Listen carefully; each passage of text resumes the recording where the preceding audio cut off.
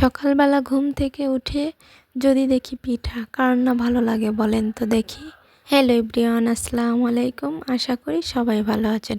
আলহামদুলিল্লাহ, আমরাও সবাই ভালো আছি। সকালবেলা ঘুম থেকে উঠে ফ্রেশ হয়ে বাইরে গিয়েছি। বাইরে গিয়ে দেখি আমার শাশুড়ি মা পিঠা বানাইতেছে, আবদুল্লাহকে ডাকতেছে।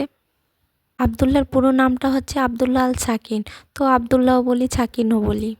সময় বাজে 8টা। দেখেন কিছুই দেখা যায় না বাহিরে, অনেক শীত আর প্রচণ্ড কুয়াশা পড়ছে। তাও সাকিনবাবু বাহিরে আসবে।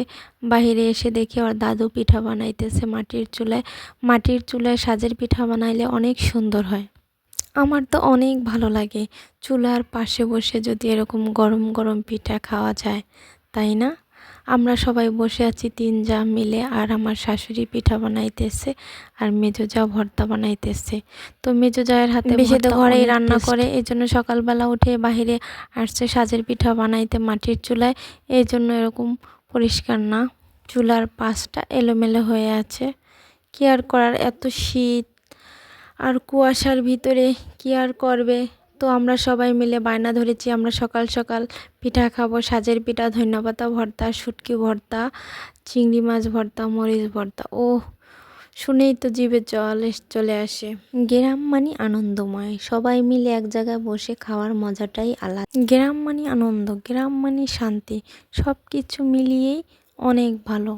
এত শীতে সবাই চুলার পাড়ে বসে, সবাই আমরা গরম হয়ে গেছি, আর শীতের ভিতরে চুলার পাড়ে বসে খেতে অনেক ভালো। আমরা সবাই খেতেছি আর অনেক গল্প করতেছি আর অনেক মজা করতেছি। ভাবিরা ঢাকা থেকে আসছে, শীতের সময় আসে, ওদের স্কুল বন্ধ হলে তাহলে এভাবে চলে আসে। ভাবিরও ভালো লাগে এখানে, কারণ আমরা সবাই আছি আর বাসার ভিতরে একা একা থাকে, এই জন্য ভালো লাগে না, সবার সাথে থাকতেই ভালো। আমার কাছেও ভালো লাগে ভাবিরা যখন ঢাকা থেকে আসে, তখন সবাই মিলে এক জায়গায় থাকি, খুব ভালো লাগে, তখন সময়টা অনেক ভালো কাটে। এই যে আমার মেজো যা ভর্তা বানাচ্ছে আমাদের জন্য, শুটকি ভর্তা। এটা হচ্ছে লইড্ডা শুটকি ভর্তা, শিলপাটায় বানাচ্ছে। এই ভর্তাটা খেতে অনেক অনেক মজা হয়। সবাই এক জায়গা থেকে একটা জিনিস খাওয়ার মজাই আলাদা। কার কার এরকম ভালো লাগে? আমাদের তো অনেক ভালো লাগে। এই যে আমার ছোট ননদ চলে আসছে শীতের পোশাক পরে, ও অনেক কিউট একটা বেবি। ওকেও পিঠা দিলাম খেতে, আর আমার সাকিনবাবু বলতেছে আসো আসো। তো যেদিন যায় সেই দিনই ভালো যায়। ভালো থাকবেন, সুস্থ থাকবেন, আল্লাহ হাফেজ।